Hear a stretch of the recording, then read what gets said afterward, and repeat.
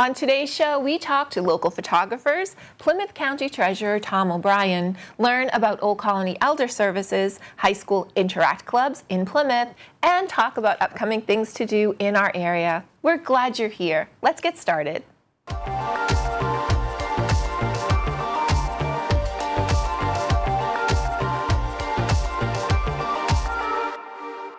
When the art of photography is your passion and your passion becomes your work, what changes? We went on the local scene to talk with local photographers about the business of art.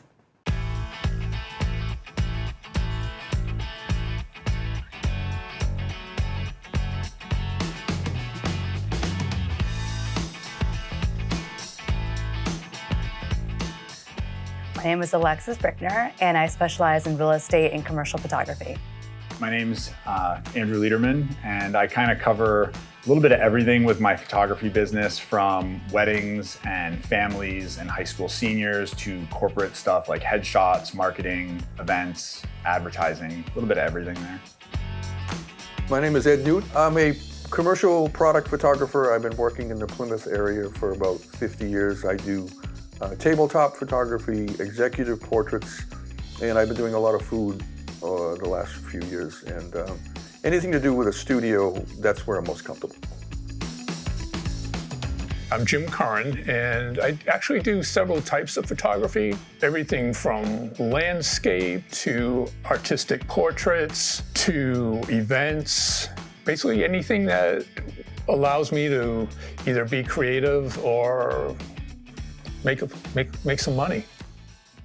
I've always been the one out of all my friends that had a camera and just kind of documenting a little bit of everything, which was always fun growing up because we didn't have iPhones and stuff like that. So probably around like 2008, 2009, I really started getting into the nature landscape photography and like kind of action sports. And then over the years, it just, morphed and formed into a little bit of everything. In the 60s, I was going to art school and I couldn't really do what I wanted to do with my hands, and someone gave me a camera and the rest is history. I could visualize what I saw in my head through the camera versus my hands. Started doing that and wanted to be a rock and roll photographer, worked for Rolling Stone magazine. That didn't work out. And the next best thing I found was commercial product photography, and I've been doing it now for about 50 years. My dad sold cameras when I was younger, and so I was kind of exposed, no pun intended, to photography and how cameras work. And he was a very tough critic. I remember when I was younger, we'd kind of go through the Sunday Globe and he would pick out like poorly composed shots or things that people do wrong. He would never say what was done right, but he'd like to criticize. So in the back of my mind, I had a good idea of composition.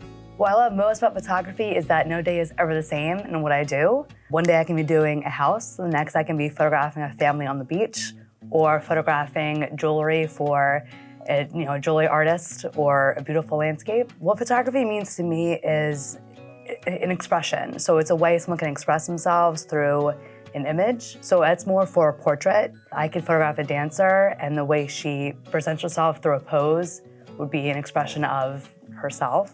What I love about photography is really like capturing moments. I'm a people person, so one of my favorite things is just interacting with people. And most people, like 90% of people, don't really feel that comfortable in front of a camera. So part of my job as the photographer is to figure out a way to get them comfortable and get them having fun and almost kind of ignoring the fact that there's a camera there and just enjoying like the moment. One of the easiest ways to get people comfortable is just to ask them about themselves and, what do you like? What do you enjoy? What do you want to do? Where do you want to go? It's stuff that goes by so fast when you're there, and then you look back at like this image and it's like, it's that important moment, captured. Photography is very important to me. There's not a day that goes by that I don't do something photo related, and I'm always learning. And I think that's the thing that I like, is I'm always looking for the next photo or the next job or the next assignment, because with the type of work I do, you never know what someone's going to ask.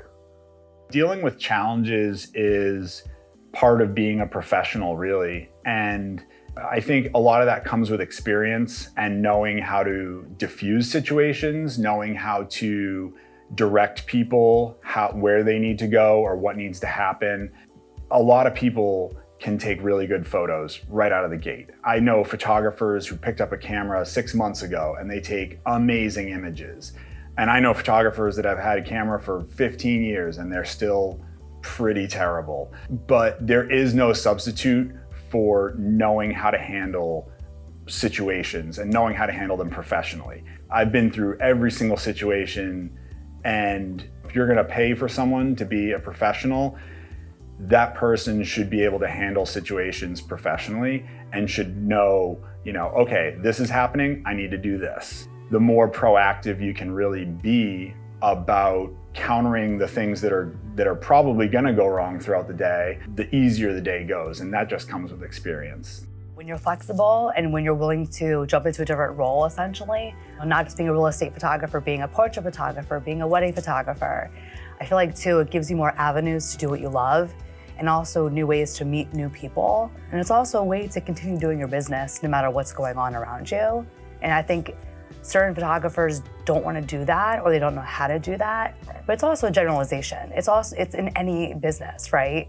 You can be in any business and have to pivot at certain times depending on what's going on in the world.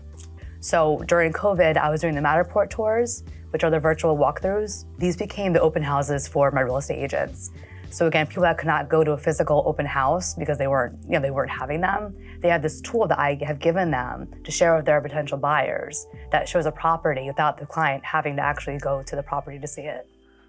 The challenge is when you're doing product photography, you would never have the audacity to say you know how to photograph everything.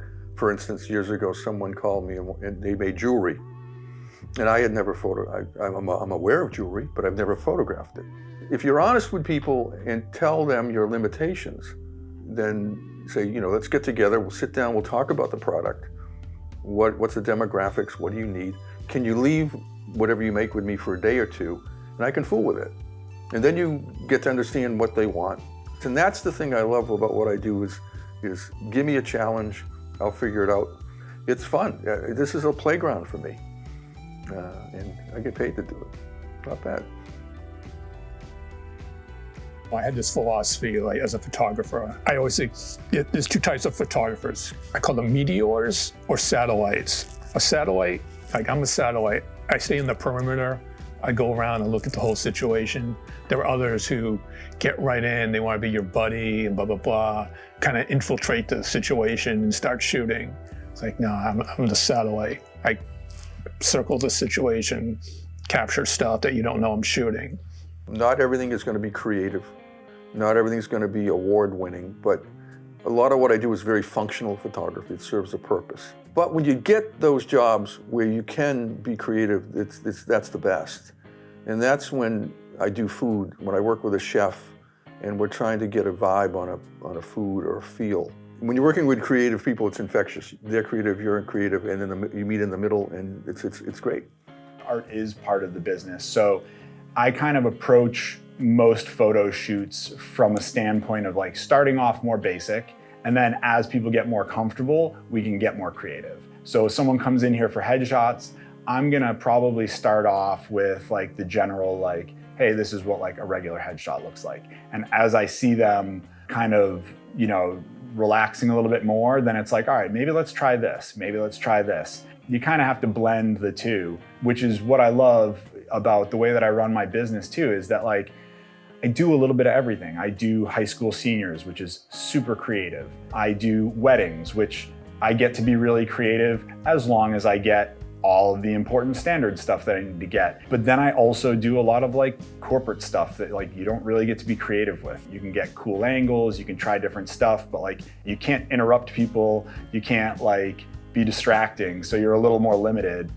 When it comes to shooting an event, portraits, I pretty much have to meet up to clients' expectations. Sometimes a little tug of war, but most people I work with have a good idea of what I do and how I have a rapport with them on setting expectations of what they would like. I have a very fine line between what I do professionally, or what I offer as a service, and what I do on a day-to-day walking around town with my camera, or if I go on vacation, I always consider that, like my fine artwork, but I also offer that up on my website, or I enter it in art shows, and that's just part of my portfolio.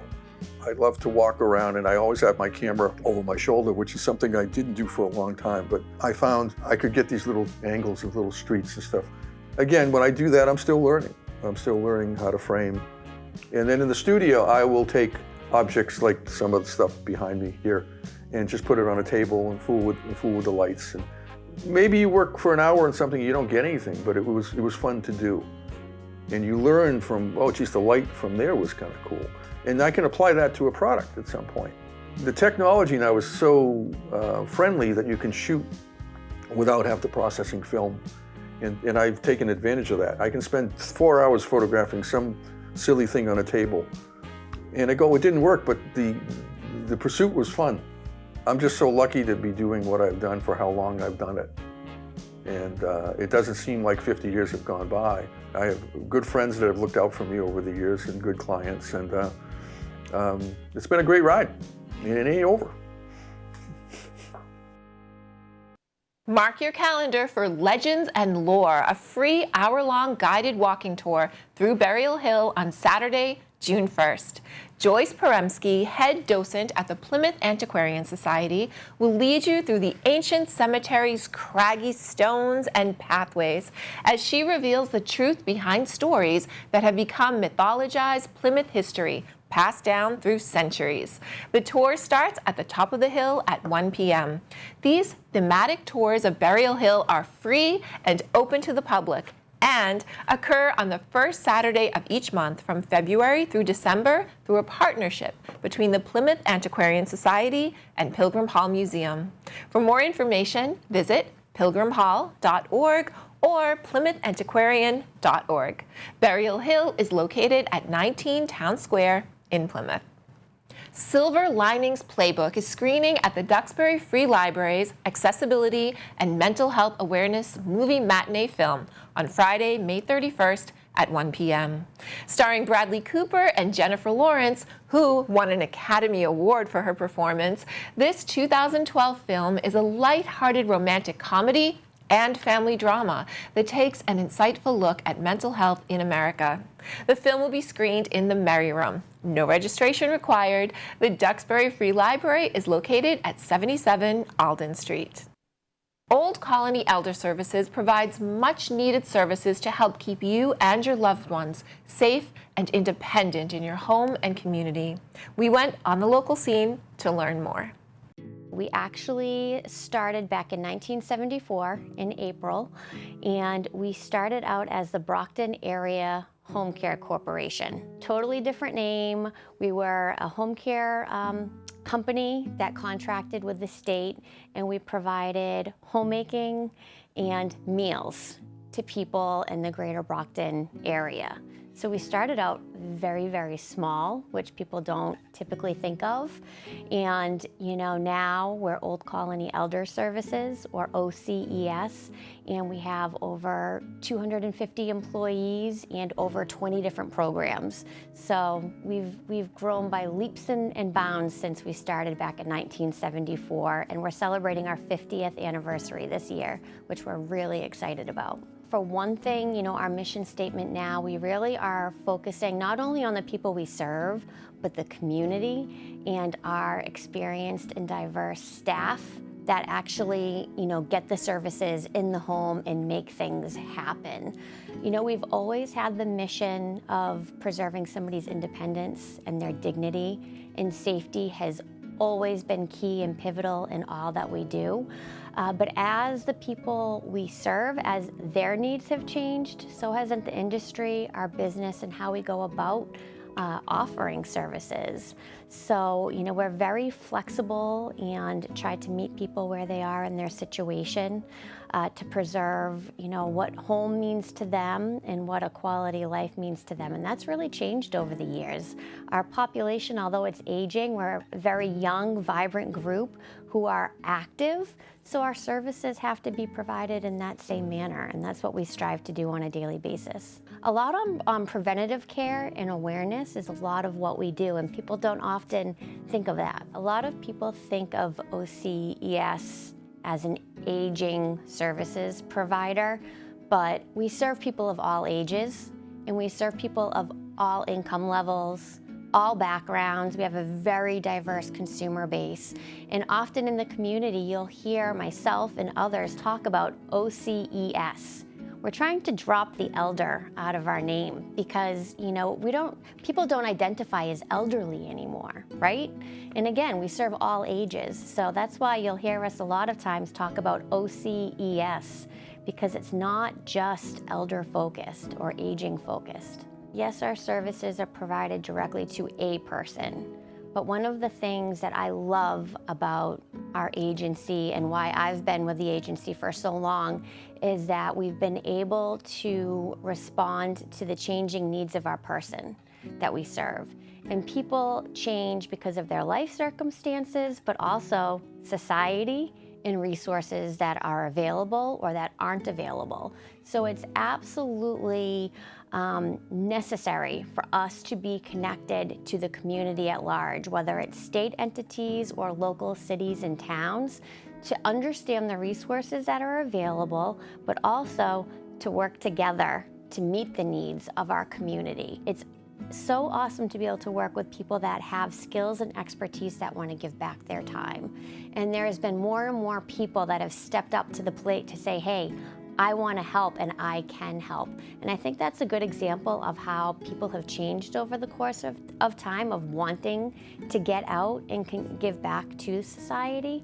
So that has happened. We've had more people interested. We have a skilled retirement force that wants to give back, and we have a significant need of people who need the help. And then on top of it, we have a lot of organizations that are recognizing how valuable volunteers can be. So they're stepping up to say, hey, I can create more opportunities if you have the hands to help. So it's been a great collaboration between volunteers, local organizations, and people who are willing to work with volunteers that have allowed us to really expand our volunteer program. We also, through our Protective Services Department, convened one of the first local area task forces to help with hoarding and cluttering issues. And that's a good example about collaboration as well. So we have staff on this task force. Our Protective Services Director actually coordinates and convenes the group, but we have fire officials, police, we have boards of health, town officials, and other organizations. They come together once a month to talk about the situations that they're dealing with and talk about what resources could address the problem. So that's something that's newer. That's another great example of collaboration. And we're also doing a lot in terms of behavioral health. Last year, it was in 2022, time is flying by, we got a grant to offer an enhanced mental health outreach team, or MHOT, where we're actually providing counseling services in people's homes for people who are isolated and can't get out. So there's a lot of other examples, but those are a few of my favorite ones that I'm really, really proud of and our team works hard on. We served, a couple thousand people in the beginning. Now, last year alone, we served well over 25,000 people, close to 26. So that's something we're, really proud of. I know, we've made a huge impact on those people, keeping people out of nursing homes. Obviously, there's a time and a place where that becomes a necessary place to be for your care and your safety, but we've really been able to work with the services and the community to keep people out of nursing homes for as long as possible. We have a lot more programs to educate people on managing their own healthcare needs, educating people on how to make their own decisions. And I think that's so empowering and so important to acknowledge that we've been able to make that difference. And it's also important for people watching this show to know, don't call us just when you have a specific need, a service need. Call us when you want information, get resources. So we've touched a lot of people just through that education process. And we've also touched so many people in terms of protective services, helping people realize that they have options to get out of an unsafe situation. And that's really important too. Even money management. That's a newer program over the last few years that, over 10 years, that has really grown by leaps and bounds, where we're helping people just manage their finances so that they can maximize their dollars. All of those programs, we've really just been able to serve more and more people, and it comes back to empowering them and, helping them stay in a place of their choice in a manner in which they want. It's an open slate. When I think of how much we've evolved, thus far, it's hard to really say, what we'll be doing. Because of collaboration and because of open communication and working with people, we've been able to make programs around the person versus in the past, it was taking the person and trying to pluck them into a program, which doesn't work. It's putting a square peg, in a circle, vice versa. I think that we'll be doing a lot more of that. So I think we're going to see really creative programming being offered. I think the setting is going to change. I think we'll have more and more people in their home because that's what people want. So it's not going to be the traditional service model that we have now. And I think it's really, it's the people that are going to create the future. And we want to hear what people need, what they want, how they want to receive services. And I think our network is in a position to take that feedback and truly work programming around those needs. So I think it's an open slate. I think we're going to increase collaborations even more to work together to really maximize the dollar and not just focus on compliance and efficiencies, but collaboration and just creative programming. At this point, we focus a lot on education, on health and wellness programs, and empowering people to understand what their healthcare needs are, and then giving them the tools, training them on how to meet those needs to just empower them in their own daily life.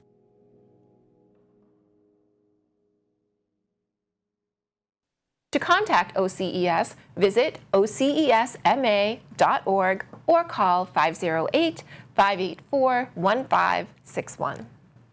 American Sign Language is a visual dialogue between people through hand gestures, signs, body movement, and facial expressions. If you're interested in expanding your communication abilities, the Kingston Parks and Recreation Department is offering an ASL mini course for adults ages 18 and up, taught by instructor Marianne Molinari. The course will introduce fundamentals, help to develop a beginning level of expressive and receptive skills for friendly conversational dialogue, and offer insight into deaf culture. The class series meets on Tuesday evenings from 6 to 8 p.m. from June 4th through June 18th at the Reed Community House Building, Lower Hall, at 33A Summer Street in Kingston. The cost is $90 for residents and only $100 for non-residents. Register through the Parks and Recreation website.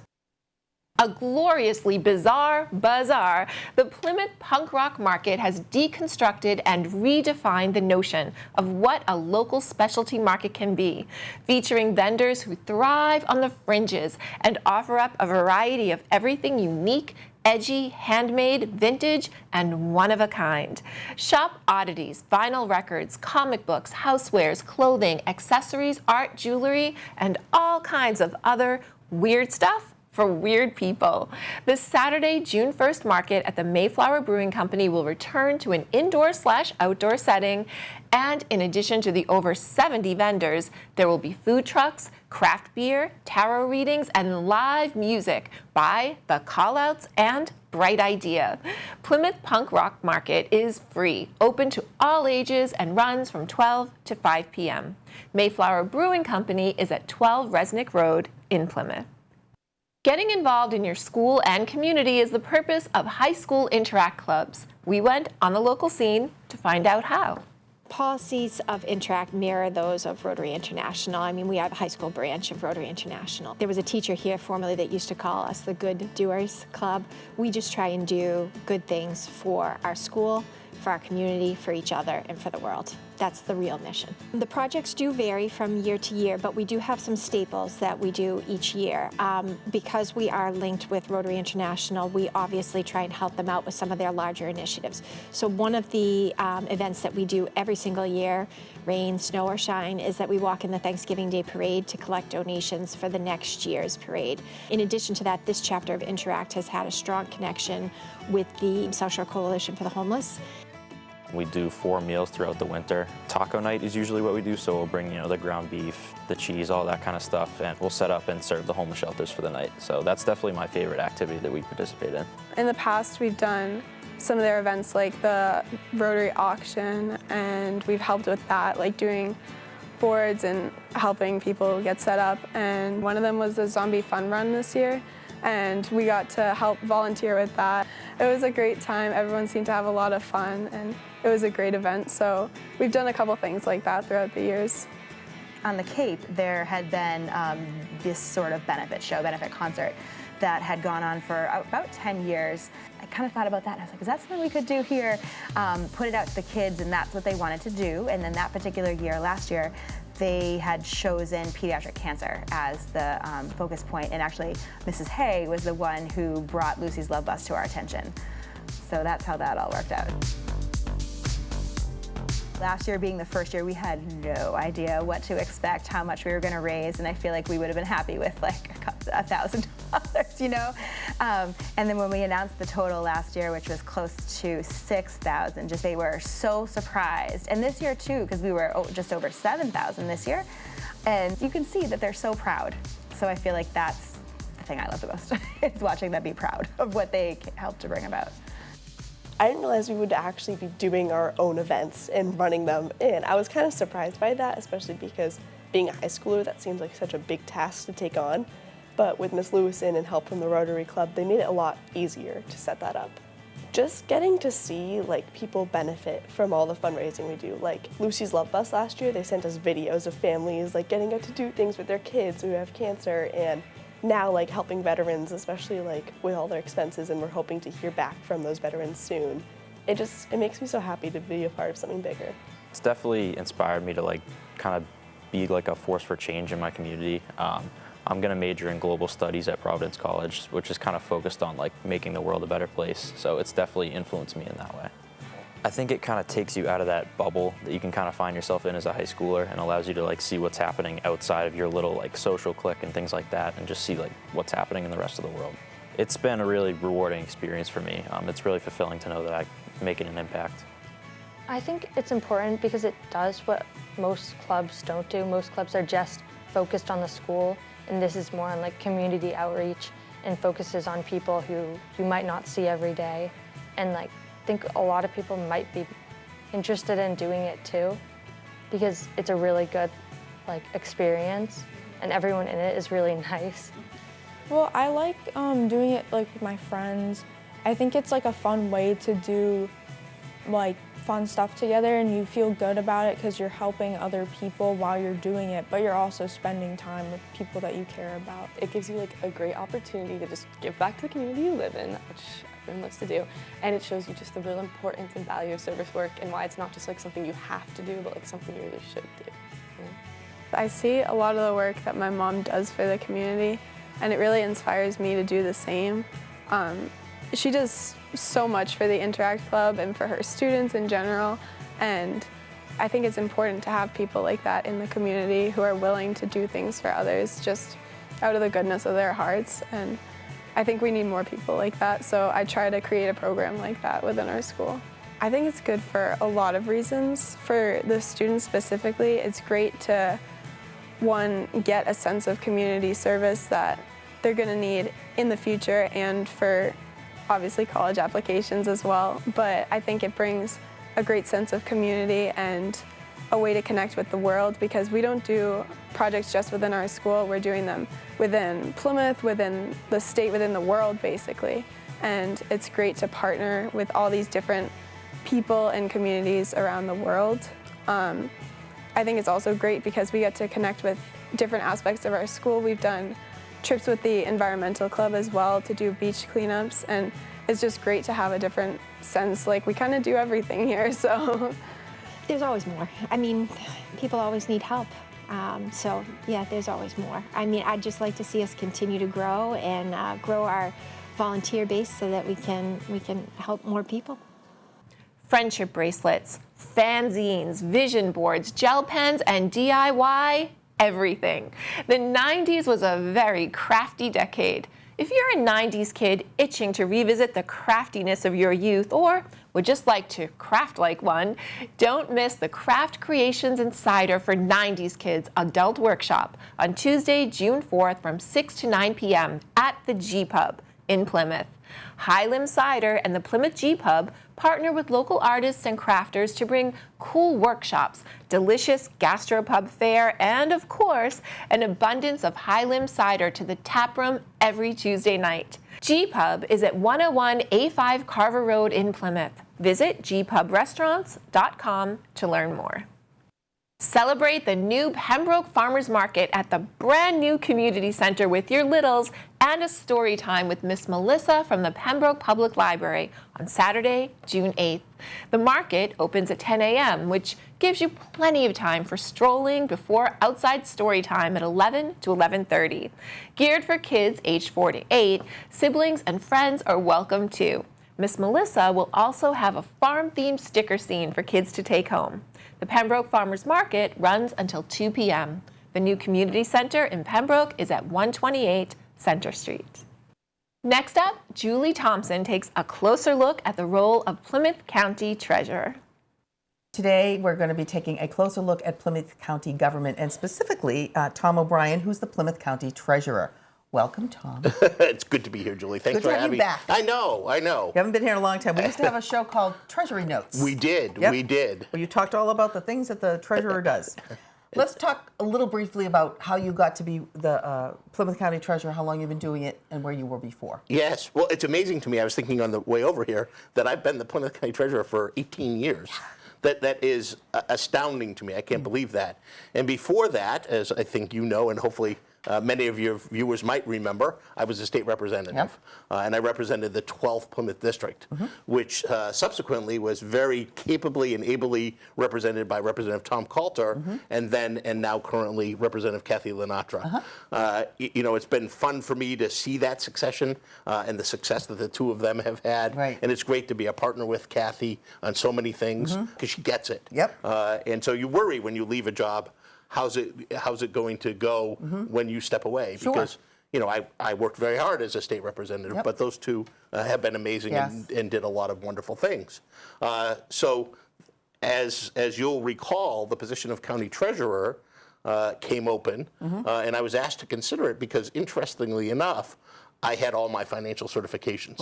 And so oftentimes these elected positions are filled by people that are well known in the community or have served in other capacities. It wasn't a surprise that as a state rep I was asked, but I brought a unique background. And you need to. To be the treasurer, you kind of need to have a financial background. It was really helpful because I don't think people realize the scope of the job.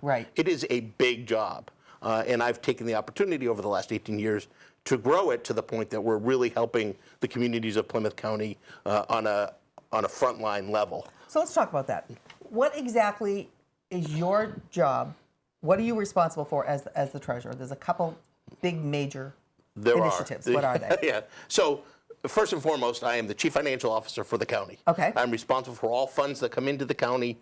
It's a smaller operation than people might think. It will be growing, and I know we'll chat about that. And that's about anywhere between $10 to $13 million on an annual basis. I am also the chairman and treasurer for the Plymouth County Retirement Association. Okay. That's a big group and organization. We serve about 8,000 active employees. These are municipal employees in the communities, and about 3,000 retirees. So just so people understand, people that work for municipalities do not pay into Social Security. They do not here in the Commonwealth of Massachusetts. In Massachusetts, they have other places that the money, They have their a money pension, goes. For yes, example, yes. and that's what you're managing. And that is what I'm managing. You're managing their pension. Two interesting points to make, and I'd love to do a follow-up on this as well. One, people don't understand, here in Massachusetts, every municipal employee is actually paying for their own pension. And it's fascinating for me to see people say, well, you know, we can't keep giving people pensions. In pension reform in April of 2012, they raised the contribution of employees so high that they're covering their own cost. No matter how long they live? No matter how long they live. Okay. Yeah, so that's an interesting point. That is. I'd love to delve into that. Okay. The other thing is when I took over, we had a portfolio of about $515 million. As we sit here today, it's $1.4 billion. And that's so I'm pretty proud of that accomplishment. Now that's not just Tom O'Brien, treasurer. That's a good group of people that we have. I have a fantastic board, and it's largely been the same board that time. We have a great staff, and we're very responsive to our members. But it's one of the best performances in the country. So does everybody in the municipalities that belong within Plymouth County participate in this? Except for teachers, because teachers have their own retirement system. So everybody else is in this? Everyone else is in this. Some of our bigger towns, Plymouth has their own retirement association. Okay. Brockton has their own. Hingham has their own, but everybody else is part of this. Is in it. Okay, so Plymouth has their own version of this. They do, okay. yes, okay. yes. So that's one thing two. you do. Yeah. So we have the county, we have the retirement association. Now I am also the treasurer and chief financial officer for the Mayflower Municipal Health Group. Okay, health. Yes. Health insurance. Health insurance. And so big ticket item. It is. We have 52 governmental entities that are part of our program, and we provide reasonably priced, high-quality health insurance to municipal employees. And that's about $110 million, $115 million on an annual basis. So when towns offer their employees health benefits, correct, you're the provider of those health benefits, the Mayflower Municipal Health Group. And that's for everybody within the towns? Or the ones that opt to go with you? Every employee is eligible, and so it's those that decide to come and So get do you health negotiate insurance. with the towns how much they will have to pay, and then you negotiate with the carriers? So the towns participate, and every member is treated equally. Okay. So we negotiate with the providers, and we have Blue Cross Blue Shield, and we have Harvard Community Health Plan. So you have a big pool? We do. We have a huge pool, yes. Okay. So we have about 9,000 subscribers, so those are the actual employees, plus their family members. So we have probably about 18 to 20,000 members. Okay. And is this just while they're working, or is this included after they leave? It includes when they retire. Okay, as so well. so it's medical insurance after they retire. Correct. Because they are not in Medicare or Medicaid. So when they hit 65, they're in Medicare, but as you know, you need supplements. Right. And so we provide the supplement plan. So And you're Part B. Indy. Yeah. In fact, we're cutting edge. We're doing some things that aren't being done in most parts of the country. I'd love to have a follow-up on that as well, because we're offering a Advantage plan that is probably the best in the country. Okay. And people say, well, why is that happening in Plymouth County? And the reason is because we've effectuated economies of scale and are building resources to be able to do that. Okay. Is the short answer. Okay. Okay. Now, the other thing that is different from the last time that I interviewed you here, it was before the pandemic. And we had CARES funds and we have ARPA funds. All came out of because of the pandemic, I believe. Yes. Can you drill down to how did that get put into your lap and what have you done with it? So there's one other organization I just need to touch on briefly. Sorry. The Plymouth County OPEB Trust. Okay. So that's another entity that I'm the treasurer for and the chief financial officer for. We created that here in Plymouth County on January 15, 2015. I tried to choose dates I can remember. 1/15/15. Yeah. We expected by now we'd have maybe 5 or 10 members, and we'd probably have 10 or 15 million in assets under management. It's been so successful. We have 33 members, and we have $47 million in assets under management. And that's other post-employment benefits. Correct. What are they? So it's largely health insurance. Okay. So you've got pension on one side, and you've got health insurance for Isn't retirees. that Mayflower, though? So Mayflower is the one that provides the health insurance, but who pays for it? Oh, got it. Okay. Right? Okay. You got to Yep. pay for Okay. it somehow. Okay. And so you pay for it through the OPEB trust. Got it. To see the entirety of this interview, please visit the Local Scene Government Services YouTube page. Life is unfolding all around us, and immersion in the natural world rejuvenates us and gives us fresh perspective on what is truly valuable. On Wednesday, May 29th, join Mass Audubon Southeast for Wednesday Walks at Tidmarsh, a free guided hike with a staff member at the Tidmarsh Wildlife Sanctuary. During this 2-mile walk from 10 to 11:30 a.m., you'll view native plant and animal species, learn more about the sanctuary's successful wetlands restoration, and about plans for future projects. The hike takes place over fairly level terrain, although you should be prepared for uneven or damp areas. These walks are geared toward adults. The group meets at 60 Beaver Dam Road in Plymouth. No registration required. And that, my friends, wraps this episode of What's Good and Good to Know in our area. We are grateful for your attention. We'll see you on the local scene.